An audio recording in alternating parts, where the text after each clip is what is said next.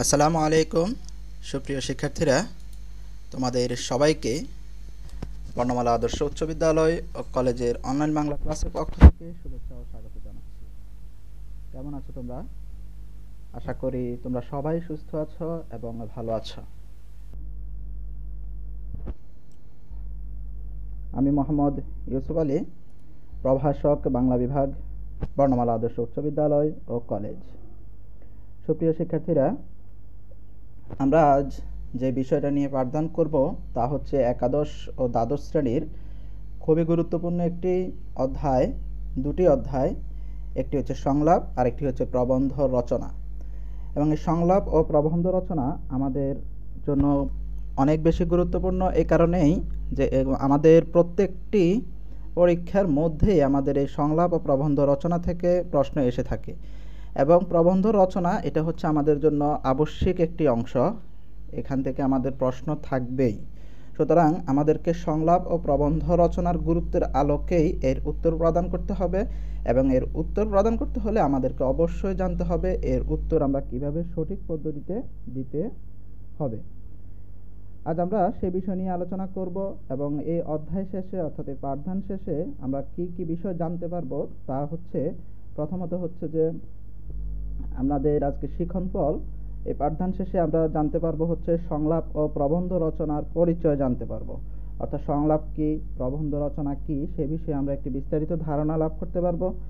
দ্বিতীয়ত হচ্ছে প্রবন্ধ রচনার কয়টি অংশ থাকে, অর্থাৎ কয়টি অংশে একটি প্রবন্ধ রচনাকে আমরা সাজাবো, সে বিষয়ে আমরা জানতে পারবো।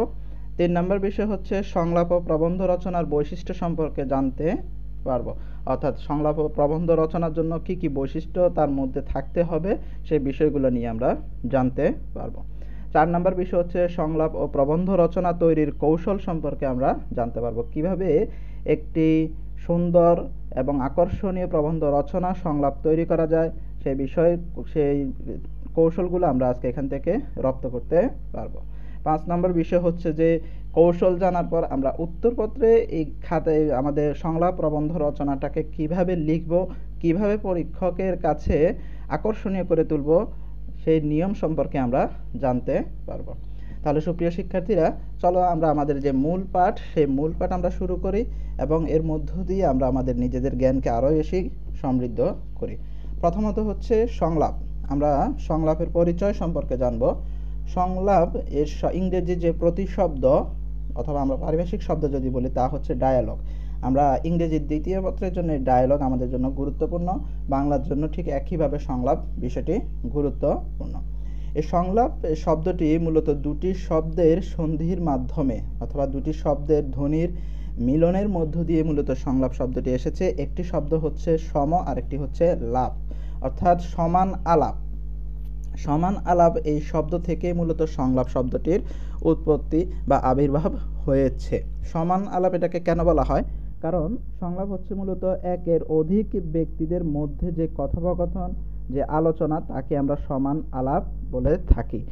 এখন এই জায়গা থেকে তোমাদের সংলাপ তখন এটা কার্যকরী হবে যখন একাধিক ব্যক্তি নিজেদের কথাগুলো সমানভাবে বলার জন্য অগ্রাধিকার পাবে। অর্থাৎ সংলাপ কিন্তু কখনোই একজন ব্যক্তির কথা না, একের অধিক ব্যক্তি থাকবে এবং সবাই সেখানে কথা বলার সুযোগ থাকবে। যখনই এদের কথা বলার সুযোগ থাকবে তখনই তাকে আমরা সংলাপ হিসাবে বলতে পারবো। এরপর হচ্ছে যে দেখো, আমি এখানে একটি সংজ্ঞা লিখেছি, সেটা হচ্ছে যে একাধিক ব্যক্তির মধ্যে নির্দিষ্ট বিষয়ের উপর প্রাসঙ্গিক উপস্থাপনা, কথোপকথন, আলোচনাই হলো মূলত সংলাপ। তাহলে একাধিক ব্যক্তি সংলাপের মধ্যে অবশ্যই থাকতে হবে। তবে সংলাপের যে পরিচয়, এ পরিচয়ের বাইরে আমাদের যে সংলাপ তার একটি পরিচয় রয়েছে। কারণ কি?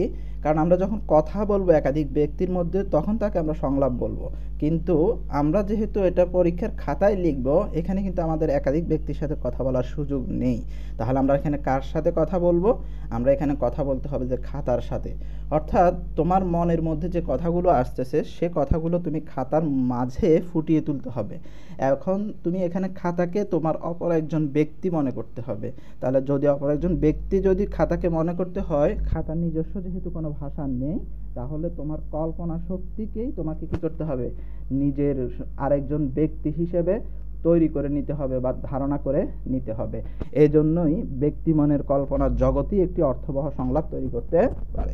অর্থাৎ যে নির্দিষ্ট বিষয় থাকবে সেই বিষয়ের উপর তুমি নিজেই তোমার মাথার মধ্যে একটি কল্পনা তৈরি করবে এবং এর মধ্য দিয়ে কল্পনার যে বহিঃপ্রকাশ, সেই বহিঃপ্রকাশটা তোমাকে খাতার মাধ্যমে লিখার মাধ্যমে খাতার মধ্যে ফুটিয়ে তুলতে হবে এবং তখনই এটা একটি অর্থবহ সংলাপ হিসেবে রূপ লাভ করবে। এখন আসো হচ্ছে যে আমাদের সংলাপের কি কি বৈশিষ্ট্য থাকতে হবে, অর্থাৎ কি কি বৈশিষ্ট্য থাকলে আমরা একটি অর্থবহ সংলাপ আমরা একে বলতে পারবো, অথবা কি কি বৈশিষ্ট্য সংলাপ হতে হলে অবশ্যই থাকতে হবে। প্রথমত হচ্ছে একটি নির্দিষ্ট বিষয় থাকবে। এই বিষয়টা আমাদের পরীক্ষার যে প্রশ্নপত্র থাকবে সেখানে তোমাদেরকে দেয়া থাকবে, তোমরা এই বিষয়ের উপরে তোমাদের সংলাপ রচনা করতে হবে। 2 নম্বর বিষয় হচ্ছে যে শুরু এবং শেষে সৌজন্যমূলক বক্তব্য থাকবে।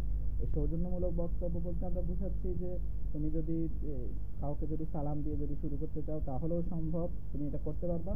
অথবা যদি তুমি সালাম না দিয়ে যদি তাকে কেমন আছে, এই অবস্থা বা কি অবস্থা, কেমন দিনকাল কাটতেছে, এই বিষয়গুলো দিয়েও যদি শুরু করো তাহলে সেটাও সংলাপ হবে। তবে সাধারণত সংলাপের মধ্যে আমরা সালামটা খুব একটা বেশি ব্যবহার দেখি না। তাহলে শুরুতে এভাবে ভালো আছো কিনা জিজ্ঞেস করে এবং শেষও ঠিক একইভাবে তার জন্য মঙ্গল কামনা করে সংলাপটা শেষ করতে হবে, তখনই এটা একটি কার্যকরী সংলাপের রূপ লাভ করবে। 3 নম্বর যে বিষয়টা, তবে এখানে একটা বিষয় মনে রাখতে হবে, সেটা হচ্ছে যে কখনো হাই হেলো এসব কথা কিন্তু সংলাপের মধ্যে বলা যাবে না। 3 নম্বর বিষয় হচ্ছে যে সংক্ষিপ্ত, ধারাবাহিক ও প্রাসঙ্গিক হবে। একটি সংলাপের মধ্যে তুমি যত সংক্ষেপে তোমার যে বিষয়, নির্দিষ্ট বিষয় থাকবে, সেই বিষয়ের কথাগুলো তুমি যদি গুছিয়ে যদি তুলতে পারো তাহলে সেটাই একটি কার্যকরী সংলাপ হবে। অর্থাৎ এটা কিন্তু কোনো রচনা না, প্রবন্ধ রচনা না যে এটাকে বিশাল আকার হতে হবে, এটা হচ্ছে যে সংক্ষিপ্ত হবে। তবে তোমার মূল যে কথাগুলো, সেই মূল কথাগুলো তোমার অবশ্যই সেখানে তুলে নিয়ে আসতে হবে। এরপর হচ্ছে এর মধ্যে একটা ধারাবাহিকতা থাকতে হবে, অর্থাৎ তোমার একজন ব্যক্তি, প্রথম ব্যক্তি যে কথাগুলো বলছেন ঠিক দ্বিতীয় ব্যক্তি সেই ধারাবাহিকতাকে বজায় রেখেই তার কথাগুলো বলতে হবে এবং সেই কথাগুলো অবশ্য কি হতে হবে, যে নির্দিষ্ট যে বিষয় সেই বিষয়ের সাথে কিন্তু প্রাসঙ্গিক হতে হবে। প্রাসঙ্গিক ছাড়া কোনো কথা এখানে বলা যাবে না, যেটা আমরা 4 নম্বর বৈশিষ্ট্যের মধ্যে বলছি যে অপ্রয়োজনীয় অপ্রাসঙ্গিক আলোচনা বর্জনীয়। অর্থাৎ অপ্রয়োজনীয় অপ্রাসঙ্গিক আলোচনা কিন্তু এখানে কখনোই করা যাবে না। অর্থাৎ তোমার তার বাবা কেমন আছে, তার মা কি করে, এইসব বিষয় কিন্তু এখানে কোনোভাবেই সংলাপের মধ্যে নিয়ে আসা যাবে না। 5 নম্বর যে বিষয়টি হচ্ছে সংলাপের সবচেয়ে গুরুত্বপূর্ণ যে বৈশিষ্ট্য, তা হচ্ছে ভাষা সহজ এবং সরল হতে হবে। মনে রাখবে, কখনোই কোনো কথাবার্তার মধ্যে এমন কোনো কঠিন শব্দ ব্যবহার করা যাবে না যা অপর প্রান্তে যে থাকবে তার কাছে বোধগম্য বা বোঝা যাবে না। অবশ্যই সহজ সরল ভাষা সেখানে ব্যবহার করতে হবে এবং আমাদের যে চলিত যে ভাষা, সেই চলিত ভাষা সেখানে ব্যবহার করতে হবে। কখনোই সাধু ভাষা কিন্তু সেখানে ব্যবহার করা যাবে না। এরপর হচ্ছে যে চরিত্রগুলো সমান কথা বলবে। যখনই সমান কথা বলবে তখনই কিন্তু এটা সংলাপ হবে। আমরা একটু আগে বলছি সংলাপ মানেই হচ্ছে যে সমান আলাপ, অর্থাৎ একাধিক যে ব্যক্তি থাকবে তাদেরকে সমানভাবে কথা বলার মতো সুযোগ সেখানে তৈরি করে দিতে হবে। যদি এক পক্ষ কথা বলে অন্য পক্ষ যদি কথা না বলে তাহলে কিন্তু সেটা সংলাপ হবে না, তখন সেটা আলোচনা হয়ে যাবে। নির্দিষ্ট বিষয়ের উপর একজন ব্যক্তির আলোচনা হয়ে যাবে, যেটাকে আমরা সেমিনার এবং সিম্পোজিয়াম বলে থাকি। 7 নম্বর হচ্ছে কোনো প্রশ্ন উত্তর থাকা যাবে না। প্রশ্ন উত্তর বলতে আমরা এক কথায় যে উত্তরগুলো দেই ঠিক এরকম কোনো উত্তর থাকা যাবে না। তোমার যে বিষয়টা জানার থাকবে সেই বিষয়টা তুমি এখানে তুলে ধরতে পারবে, কিন্তু কখনোই প্রশ্ন উত্তর যেভাবে করে ঠিক একইভাবে আলোচনা করা যাবে না বা কথা বলা সেখানে যাবে না। 8 নম্বর যে বিষয়টা হচ্ছে তা হচ্ছে যে সংলাপের মধ্যে কখনোই কোনো বিখ্যাত ব্যক্তির উক্তি, উদ্ধৃতি বা কবিতার লাইন উল্লেখ করা যাবে না। খুবই গুরুত্বপূর্ণ কথা, কোনো বিখ্যাত উক্তি, উদ্ধৃতি বা কবিতার লাইন সংলাপের মধ্যে থাকা যাবে না। 9 নম্বর হচ্ছে বক্তার নামের পর কোলন ব্যবহার করতে হবে, অর্থাৎ যে ব্যক্তিটি কথা বলতেছেন তার নামটা লিখার পর তোমাকে সেখানে কোলন ব্যবহার করতে হবে। এটা আমরা যখন সংলাপের একটি নমুনা দেখব তখন আমরা সেখানে আরও একটু ভালো করে আলোচনা করব। 10 নম্বর যে বিষয় সেটা হচ্ছে যে মঙ্গল কামনা ও ইতিবাচক সিদ্ধান্ত গ্রহণের মাধ্যমে সংলাপ শেষ হবে। আমরা বলছি যে শুরু এবং শেষে যে সৌজন্যমূলক বক্তব্য থাকবে ঠিক একই কথা এখানে বলছে যে মঙ্গল কামনা ও ইতিবাচক সিদ্ধান্ত গ্রহণের মাধ্যমে সংলাপটাকে কি করতে হবে, শেষ করতে হবে। 11 নম্বর হচ্ছে যে কমপক্ষে 1 পৃষ্ঠা লিখতে হবে। এখানে কেন 1 পৃষ্ঠার কথা বলছি, তোমরা চাইলে আর একটু বেশিও লিখতে পারবে, কিন্তু 1 পৃষ্ঠা যাতে কম না হয়। এবং কম না হওয়ার মূল কারণটা কেন, সেটা হচ্ছে যে এই সংলাপের মধ্যে 8 থেকে 10 জোড়া লেখা থাকতে হবে। 8 থেকে 10 জোড়া মানে হচ্ছে কি, সেটা আমরা যখন আলোচনা করব একটি সংলাপের নমুনা, তখন আমরা সেটা দেখব। এখন আমরা দেখব হচ্ছে একটি সংলাপ লেখার কৌশল, অর্থাৎ খাতায় পরীক্ষার উত্তরপত্রে আমরা কিভাবে লিখব সেটা আমরা এখন দেখব, এবং একটি নমুনা আমরা দেখব। দেখো, সংলাপের নমুনা বিষয় হচ্ছে ফেসবুক। আমি ফেসবুকে আমাদের যে সংলাপের নমুনা, সেই নমুনা হিসেবে আমরা এখানে বেছে নিয়েছি, এবং আমরা দেখব কিভাবে একটি সংলাপ এখান থেকে তৈরি করা যায়। তোমরা চাইলে এটা কি বলে যে তোমাদের যে পরীক্ষার উত্তরপত্র, সেখানে বিষয়টা লিখলেও চলবে, না লিখলেও কিন্তু তোমাদের কোনো সমস্যা নেই। দেখো, প্রথমত হচ্ছে যে আমি রিমা এবং সোনিয়া নামে দুজন ব্যক্তিকে এখানে নিলাম, এবং তাদের কথোপকথন যে সংলাপ, সে সংলাপটাকে আমরা এখানে দেখাচ্ছি তোমাদের। দেখো, রিমা, কেমন আছো সোনিয়া? সোনিয়া উত্তর হচ্ছে, ভালো আছি, তুমি কেমন আছো? দেখো, এখানে যে বিষয়টা আমরা বলছি যে নামের পর কোলন ব্যবহার করতে হবে, এটা হচ্ছে যে তাদের যে কোলন, এই কোলনটা আমরা এখানে ব্যবহার করতেছি। সোনিয়ার নামের পরেও আমরা এখানে একটি কোলন ব্যবহার করতেছি, এটাই হচ্ছে যে আমাদের কোলন ব্যবহার। এবং আমরা বলছি যে 8 থেকে 10 জোড়া হতে হবে। এই 8 থেকে 10 জোড়া বলতে আমরা আসলে কি বুঝি, সেটা হচ্ছে যে রিমা এবং সোনিয়া এখানে কিন্তু দুজন মিলে একটা জোড়া হচ্ছে, এবং দুজনেরই একবার একবার করে কথা বলা আছে। অর্থাৎ এই যে কথা বলা আছে, এটাকে আমরা একটা জোড়া বলতেছি। রিমা এবং সোনিয়ার একবার করে যে কথোপকথন, এই কথোপকথন বা আলোচনাকে আমরা কি বলতেছি, জোড়া বলতেছি। ঠিক একইভাবে একটা সংলাপের মধ্যে কমপক্ষে 8 জোড়া এভাবে হতে হবে। 8 থেকে 10 জোড়ার মধ্যে রাখলেই ভালো, তবে এর বেশি হলে কোনো সমস্যা হবে না, তবে এর চেয়ে যেন কম যাতে না হয়। তাহলে এটাকে আমরা কি বলতেছি, একটা জোড়া বলতেছি। তাহলে তোমরা খেয়াল করবে, এইভাবে আমরা 8 থেকে 10 জোড়ার মধ্যে একটি সংলাপ কীভাবে লিখতে হয়, অথবা বেশি হলেও সমস্যা নেই। এখন দেখো, সে কি বলতেছে, রিমা, আমি ভালো আছি, আচ্ছা তোমার কি সাদিয়ার কথা মনে আছে? রিমা জিজ্ঞেস করতেছে। সোনিয়া বলতেছে, হ্যাঁ, ও আমাদের খুব ভালো বন্ধু ছিল, আজ হঠাৎ ওর কথা বললে কেন? দেখো, এখানে একটা বিষয়, আমরা বলছি যে কোনো প্রশ্ন উত্তর কিন্তু হবে না, আমরা কিন্তু এখানে কোনো প্রশ্ন উত্তর করতেছি না। দেখো, ও যখন বলতে তোমার কি সাদিয়ার কথা মনে আছে, যদি সোনিয়া যদি তখন বলতো যে হ্যাঁ মনে আছে, তাহলে কিন্তু এটা প্রশ্ন উত্তর হয়ে যেত। এরপর আবার রিমা তাকে কোনো প্রশ্ন করতো, কিন্তু সোনিয়া এটা না বলে কিন্তু তার সাথে আরও কিছু কথা এখানে কিন্তু যুক্ত করেছে, এবং সে নিজে এরপর আরও কিছু জানার জন্য প্রশ্ন করেছে। তাহলে দেখো, এই যে জানার জন্য প্রশ্ন করেছে বা যুক্ত করেছে অতিরিক্ত, এই জন্য এটাকে আমরা প্রশ্ন উত্তর বলছি না।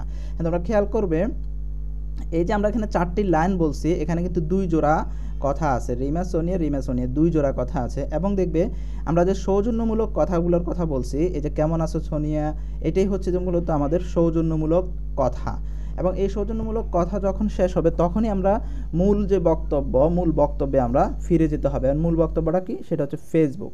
এবং সেটা কখন যাব, সাধারণত 4 লাইন কথা বলার শেষ হলেই আমরা কিন্তু মূল বক্তব্যে প্রবেশ করি। ঠিক একইভাবে আমরা এটা এখানেও দেখতেছি। দেখো, এরপর বলছে, রিমা, ওর সাথে আমার ফেসবুকে যোগাযোগ হয়েছে। এই যে ফেসবুকে যোগাযোগ হয়েছে, এটা বলার মধ্য দিয়ে কিন্তু আমরা আমাদের যে বিষয়, সেই বিষয়ের কিন্তু আমরা প্রবেশ করেছি। তাহলে এই যে প্রবেশ করেছি, এখন থেকে আমাদের কথা হবে সব ফেসবুক নিয়ে। তাহলে তো তোমরা বুঝতেই পারছো, প্রথম 4 লাইন বা 5 লাইন এই কথাগুলোর পরে আমাদের মূল বিষয় কিন্তু আমাদেরকে প্রবেশ করতে হবে। এরপর কেন ফেসবুকে যোগাযোগ হয়েছে, কিভাবে যোগাযোগ হয়েছে, সেই বিষয়গুলো নিয়ে আমাদের সামনে কথা বলতেছে ওরা। এরপর হচ্ছে ফেসবুকের কি কি ইতিবাচক দিক রয়েছে, সেই বিষয়গুলো এখানে চলে আসছে। ফেসবুকের কি কি নেতিবাচক দিক রয়েছে, সেই বিষয়গুলো এখানে আমরা তুলে ধরার জন্য চেষ্টা করেছি। অর্থাৎ ফেসবুক নিয়ে মূল যে বিষয়গুলো, মূল যে কথাগুলো, সেই কথাগুলো কিন্তু আমরা এখানে তুলে ধরেছি। তোমরা যদি এই সংলাপটা যদি শুরু থেকে শেষ পর্যন্ত যদি দেখো, তাহলে তোমাদের কাছে সেটা পরিষ্কার হয়ে যাবে। আমি তোমাদেরকে এখানে জাস্ট দেখালাম যে কিভাবে একটি সংলাপ রচনা করতে হয়। দেখো, আমরা এখানে বলছি কিভাবে বন্ধুদের খুঁজবো, কিভাবে সারা বিশ্বের খবর পাওয়া যায়, এগুলো হচ্ছে ফেসবুকের সব ইতিবাচক দিক। আবার এখানে আমরা বলতেছি খারাপ দিকগুলো কি, খারাপ দিকগুলো আমরা এখানে তুলে ধরেছি, যে অপরিচিত লোক বন্ধু হয়ে যাচ্ছে, এবং এর কারণে বিভিন্ন সময় নানা সমস্যার সম্মুখীন হতে হচ্ছে। আবার মোবাইল আসক্তিও এর অন্যতম খারাপ দিক। তাহলে এগুলো হচ্ছে যে ফেসবুকের নেতিবাচক দিক। এবং আমরা বলছিলাম যে একটি কথা, তা হচ্ছে যে অবশ্যই ইতিবাচক দিক যে সিদ্ধান্ত নিয়ে কিন্তু সংলাপটা শেষ করতে হবে, যদি সেখানে ইতিবাচক এবং নেতিবাচক দুইটা দিকই যদি থাকে। তাহলে দেখো, এখানে সোনিয়া কি বলছে, তবে হ্যাঁ, সব কিছুরই ইতিবাচক ও নেতিবাচক দিক রয়েছে, আমাদের উচিত ইতিবাচক দিকগুলো মেনে চলা। তাহলে এই যে ইতিবাচক দিকগুলো মেনে চলা, এই কথার মধ্য দিয়ে কিন্তু আমরা ইতিবাচক একটি সিদ্ধান্ত কিন্তু এখান থেকে সংলাপ থেকে নিচ্ছি। এরপর সর্বশেষ আমরা কি দেখি দেখো, সেটা হচ্ছে তুমি খুব ভালো বলেছ, এবং আমরা বলছি যে মঙ্গল কামনা করে এবং সৌজন্যমূলক কথা বলে সংলাপ শেষ করতে হবে, সেটাই আমরা এখানে দেখতেছি। দেখো, তোমাকে অসংখ্য ধন্যবাদ। এই যে অসংখ্য ধন্যবাদ, এটা কিন্তু হচ্ছে যে একটি সৌজন্যমূলক কথা, নতুন একটি বিষয় আমাকে বলার জন্য। এরপর হচ্ছে রিমা বলতেছে তোমাকেও ধন্যবাদ বন্ধু, ভালো থেকে, যে ভালো থেকো এটা হচ্ছে কি আমাদের যে মঙ্গল কামনা। এরপর সোনিয়া শেষে বলতেছে তুমিও ভালো থাকো। তাহলে এটা হচ্ছে যে আমাদের ফেসবুকের একটি সংলাপের নমুনা। তোমরা যদি বই দেখো তাহলে এরকম আরও অসংখ্য কি বলে যে নমুনা তোমরা দেখতে পারবে। তা তোমাদের সংলাপ কিন্তু পরীক্ষার প্রশ্নে কমন আসবে তা কিন্তু না, কিন্তু তোমরা যদি নিয়মটা যদি তোমরা মেনে চলো বা তোমাদের মাথায় থাকে, তাহলে যে কোনো বিষয় নিয়ে যদি তোমাদের প্রশ্ন আসে তাহলে সেটা তোমরা উত্তর করতে পারবে। তাহলে এখন চলো হচ্ছে আমাদের যে দ্বিতীয় যে টপিক, সেটা হচ্ছে যে প্রবন্ধ রচনা। আমরা এখন প্রবন্ধ রচনা সম্পর্কে জানবো। প্রবন্ধ রচনা কি, প্রবন্ধ রচনার বৈশিষ্ট্য কি, প্রবন্ধ রচনার কয়টি অংশ থাকে, এবং পরীক্ষার খাতায় আমরা কীভাবে প্রবন্ধ রচনাকে তুলে ধরব। তাহলে প্রথমত হচ্ছে যে আমাদের প্রবন্ধ রচনার পরিচয়। তাহলে প্রবন্ধ রচনা কি, দেখো প্রবন্ধ, এখানে দুটি শব্দ রয়েছে, একটি হচ্ছে প্র আর একটি হচ্ছে বন্ধ। প্র মানে হচ্ছে প্রকৃষ্ট, বন্ধ মানে হচ্ছে বন্ধন।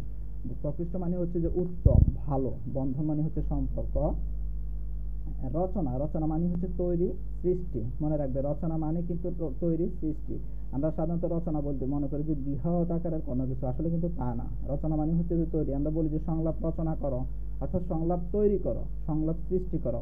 একটি আবেদনপত্র রচনা করো, অর্থাৎ একটা আবেদনপত্র লিখো, আবেদনপত্র সৃষ্টি করো। এটা মানে কিন্তু কখনোই বৃহৎ আকারের কোনো কিছু না। প্রবন্ধ রচনা, এখানে মূলত হচ্ছে যে প্রবন্ধ রচনা করো মানে উৎকৃষ্ট বন্ধন রচনা করো, তৈরি করো। রচনা বলতে কিন্তু আমরা সেটা বুঝি, কখনোই প্রবন্ধ কিন্তু আমরা বুঝি না। সাধারণত আমরা রচনা বলতে বুঝি হচ্ছে বিশাল আকারের কোনো একটা কিছু। আসলে আমাদের প্রশ্নে আসে হচ্ছে প্রবন্ধ রচনা করো, কখনো রচনা করো এটা আসে না কিন্তু। আচ্ছা, এরপর দেখো তাহলে প্রবন্ধ রচনা বলতে আমরা আসলে কি বুঝি। প্রবন্ধ রচনা বলতে আমরা আসলে বুঝি প্রকৃষ্ট বা উত্তম বন্ধন তৈরি। তাহলে কিসের মধ্যে উত্তম বন্ধন তৈরি, তা হচ্ছে আমাদের নিজস্ব চিন্তা বা ভাবকে ভাষার সাথে উত্তম রূপে বন্ধন তৈরি করাই হলো প্রবন্ধ রচনা। অর্থাৎ নির্দিষ্ট যে একটি বিষয় থাকবে, এই বিষয় নিয়ে তোমার চিন্তা কি, তোমার ভাব কি, সেই ভাবকে তুমি ভাষার মাধ্যমে প্রকাশ করাটাই হচ্ছে মূলত প্রবন্ধ রচনা। আমি আবার বলতেছি, তোমার ব্যক্তিগত নিজস্ব চিন্তা ভাবনাকে ভাষার সাথে উত্তম রূপে একটি সম্পর্ক তৈরি করে দেয়াটাই হচ্ছে প্রবন্ধ রচনা। অর্থাৎ তোমার মাথায় যা আসতেছে তা তুমি প্রকাশ করতে হবে ভাষার মাধ্যমে, লেখনীর মাধ্যমে, এবং সেই লেখনীর মাধ্যমে প্রকাশ করার জন্য যে উত্তম রূপে ভাব এবং ভাষার ভিতরে যে একটি সম্পর্ক, মধুর সম্পর্ক তৈরি করবে, তখনই তা প্রবন্ধ রচনা হিসাবে পরিচিত হবে। দেখো, এই প্রবন্ধ রচনার জন্য তোমার যে বিষয়টা মূল দরকার তা হচ্ছে তোমার সৃষ্টিশীলতা। তোমার ভিতরে যদি সৃজনশীল কোনো কিছু যদি না থাকে, কোনো কিছু তৈরি করার যদি আগ্রহ যদি না থাকে, তাহলে তুমি কখনোই একটি মানসম্মত প্রবন্ধ রচনা করতে সক্ষম হবে না। এই জন্যে আমি বলছি, নিজের ব্যক্তিগত কথামালার উত্তম মিল বন্ধনী রচনাকে সার্থক করে তোলে। অর্থাৎ তোমার ব্যক্তিগত যে ভাবনা, যে চিন্তা ধারণা, তার মধ্যে তাকে ভাষার মাধ্যমে, ভাষার মধ্যে একটি সম্পর্ক তৈরি করে দিলে রচনাটা কি হয়ে যাবে, সার্থক হবে। কোনো উদ্ভট কোনো কথাবার্তা বা তোমার কোনো চিন্তা ভাবনাহীন কোনো কথাবার্তা, মন গড়া কোনো কথাবার্তা কিন্তু কখনোই প্রবন্ধ রচনা হবে না। প্রবন্ধ মানেই মনে রাখতে হবে তোমার সেখানে সৃজনশীলতার পরিচয় দিতে হবে, সেখানে তোমার চিন্তার শক্তির প্রয়োগ থাকতে হবে, সেখানে তোমার তথ্য ভাণ্ডার সমৃদ্ধ থাকতে হবে, তখনই তা প্রবন্ধ হবে। যখনই প্রবন্ধের মধ্যে সৃষ্টিশীলতা থাকবে না, মন গড়া কথাবার্তা চলে আসবে, তখন সাধারণত তাকে আমরা গল্প বলে থাকি। মনে রাখবে, গল্প, কবিতা তা হচ্ছে তোমার আবেগের মাধ্যমে লিখতে হবে, কিন্তু প্রবন্ধ কিন্তু কখনোই আবেগের মধ্য দিয়ে লিখতে হবে না। কারণ কি, এর মধ্যে বাস্তবতা থাকতে হবে, এর মধ্যে শিক্ষার থাকতে হবে, এর মধ্যে তোমার মেধার পরিচয় কিন্তু প্রবন্ধের মধ্যে থাকতে হবে। এখন আসা হচ্ছে প্রবন্ধ রচনার কি কি বৈশিষ্ট্য থাকতে হবে। তাহলে প্রথমত যে বিষয়টা তা হচ্ছে যে নির্দিষ্ট একটি বিষয় তোমার এখানে থাকতে হবে, যেটা তোমাদের প্রশ্নপত্রের মধ্যে দেয়া থাকবে। 2 নম্বর বিষয় হচ্ছে যে ভাষা সহজ সরল ও সাবলীল হতে হবে। মনে রাখবে, কখনোই, আমি এর আগের কথাও বলছি যে কখনোই কোনো কঠিন ভাষা বা শব্দ কোনো রচনার মধ্যে, সংলাপের মধ্যে ব্যবহার করা যাবে না। 3 নম্বর যে বিষয়টা তা হচ্ছে যে তোমার ব্যক্তিগত চিন্তার প্রতিফলন এখানে দেখাতে হবে। তোমার মেধা কি বলছে, তোমার অভিজ্ঞতা কি বলছে, তোমার যোগ্যতা কি বলছে, তোমার সৃষ্টিশীলতা কি বলছে তা তোমার এখানে অবশ্যই দেখাতে হবে। 4 নম্বর যে বিষয়টা তা হচ্ছে একই বিষয়ের পুনরাবৃত্তি করা যাবে না। অর্থাৎ একটি বিষয় তুমি একবার বলে ফেলছো, ঠিক একই কথা কিন্তু তুমি আরেকবার এখানে বলার কোনো সুযোগ নেই। 5 নম্বর যে বিষয়টা হচ্ছে মন গড়া কোনো বক্তব্য প্রবন্ধ রচনার মধ্যে থাকা যাবে না। তোমার মন যা বলছে তুমি তাই উল্লেখ করে দিবে, এটা কিন্তু কখনোই প্রবন্ধ রচনার বৈশিষ্ট্য হতে পারে না। 6 নম্বর যে বিষয় তা হচ্ছে তথ্যবহুল ও নির্দেশনা থাকতে হবে। তুমি যে বিষয় নিয়ে প্রবন্ধ রচনা করবে তার মধ্যে অবশ্য কি থাকতে হবে, তথ্য থাকতে হবে, এরপর হচ্ছে যেমন এটা নির্দেশনা থাকতে হবে, তখনই তা কিন্তু প্রবন্ধ রচনা হবে। 7 নম্বর যে বিষয়টা হচ্ছে প্রবন্ধ রচনার সময় অবশ্য খেয়াল রাখতে হবে এটাকে তোমরা অনুচ্ছেদ করে লিখতে হবে। অর্থাৎ প্যারাগ্রাফ যেভাবে লিখো একটি একটি প্যারাগ্রাফ করে লিখতে হবে, মানে অনুচ্ছেদগুলো অবশ্যই পয়েন্ট আকারে নাম দিয়ে লিখতে হবে যে তুমি কোন বিষয়টা নিয়ে লিখতেছো তা এখানে তোমাকে দেখাতে হবে। 8 নম্বর যে বিষয়টা সেটা হচ্ছে যে খুবই গুরুত্বপূর্ণ, এবং আমরা একটু আগে বলছি সংলাপের মধ্যে কোনো বিখ্যাত ব্যক্তির উক্তি, উদ্ধৃতি, কবিতার লাইন থাকা যাবে না। কিন্তু ঠিক বিপরীত হচ্ছে প্রবন্ধ রচনার ক্ষেত্রে। তুমি প্রবন্ধ রচনার ক্ষেত্রে যত বেশি উক্তি দিবে, যত বেশি কবিতার লাইন ব্যবহার করবে, তত বেশি প্রবন্ধ রচনাটা নাম্বার পাওয়ার জন্য উপযোগী হবে। এজন্য তোমাদেরকে প্রত্যেকটি প্রবন্ধ রচনার প্রত্যেকটি পয়েন্ট লেখার আগে কোনো বিখ্যাত ব্যক্তির উক্তি, উদ্ধৃতি বা কবিতার লাইন সেখানে ব্যবহার করা দরকার, এবং তা পরীক্ষকের নজরে আনার জন্য অন্য কোনো কালি দিয়ে ব্যবহার বা লেখা প্রয়োজন। 9 নম্বর যে বিষয়টা হচ্ছে সাধু ও চলিত ভাষা মিশ্রণ করা যাবে না। সাধারণত চলিত ভাষা দিয়ে লিখলেই ভালো, কিন্তু সাধু ভাষা কখনোই কিন্তু লেখার ভাষা না। সাধু ভাষা কখনোই লেখার ভাষা না, তুমি সাধু ভাষা দিয়ে কোনো কিছু লিখবে না, এবং সাধু ভাষা ও চলিত ভাষার মিশ্রণ কখনোই কিন্তু করা যাবে না।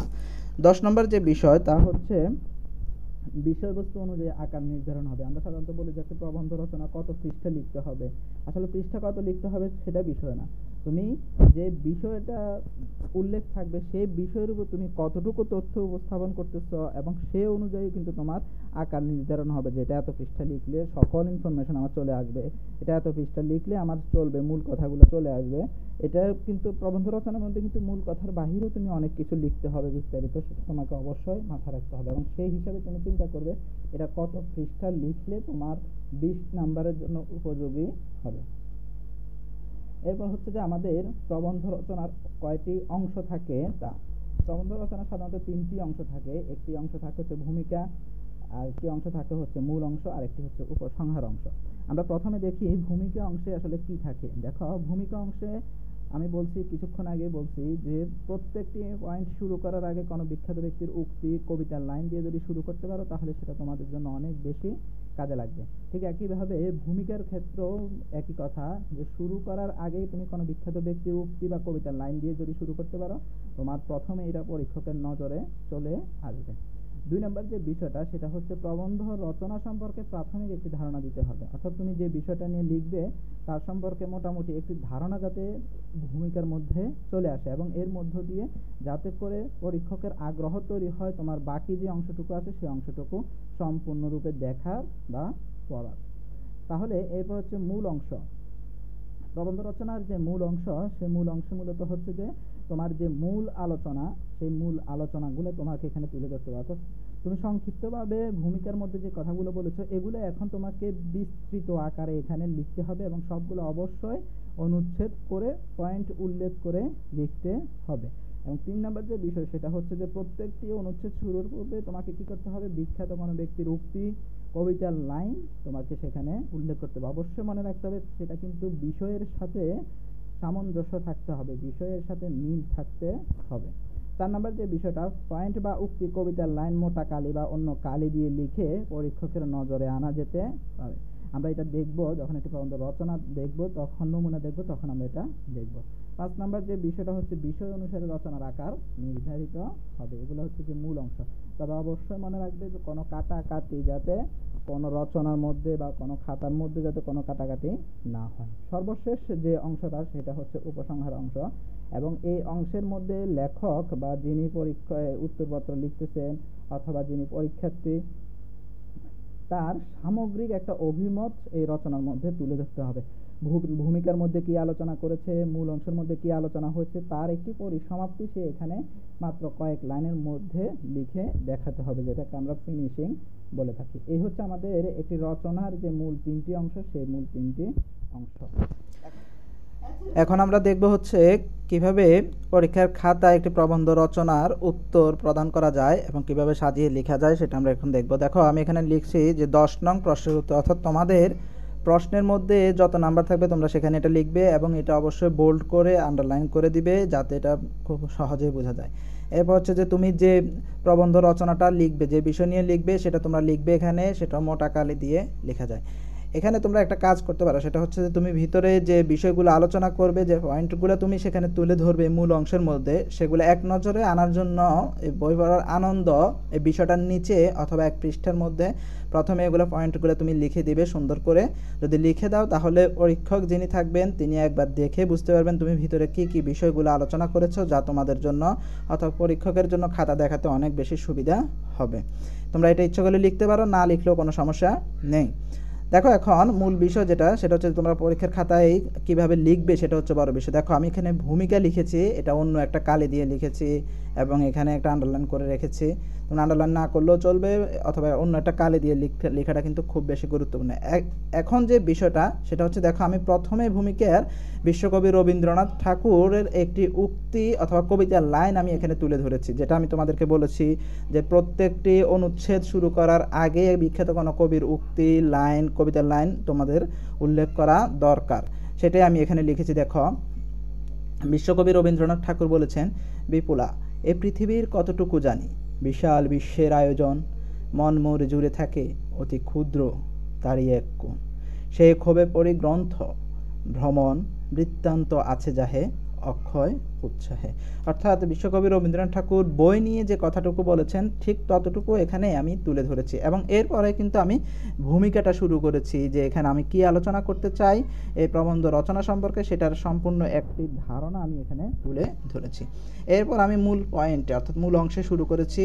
এখন দেখো, এখানেও কিন্তু আমি এটা বই পড়ার উপকারিতা লিখে এখান থেকে আবার একটি বিখ্যাত উপন্যাসিকের একটি উক্তি এখানে আমি ব্যবহার করেছি, এবং উক্তিটি হচ্ছে 3 things are essential for life and these are books, books and books। তাহলে এই দেখো, এই যে একটি উক্তি, এই উক্তিটা আমি কিন্তু আবার একটা অনুচ্ছেদের শুরুতে ব্যবহার করেছি। এরপর তোমার যে লেখাগুলো থাকবে তুমি এখানে লিখবে।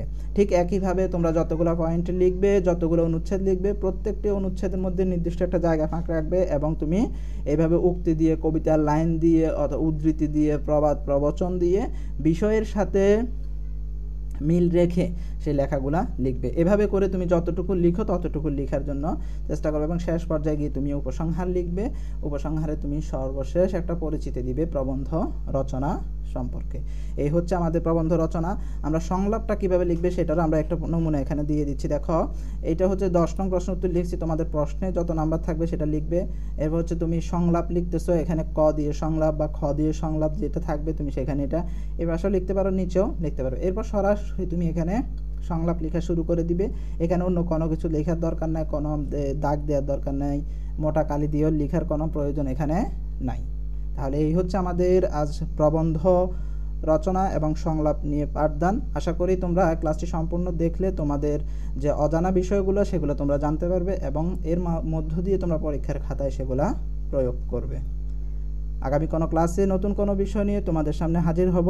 ঠিক ততক্ষণ পর্যন্ত তোমরা সবাই সুস্থ থাকো, ভালো থাকো। ধন্যবাদ সবাইকে।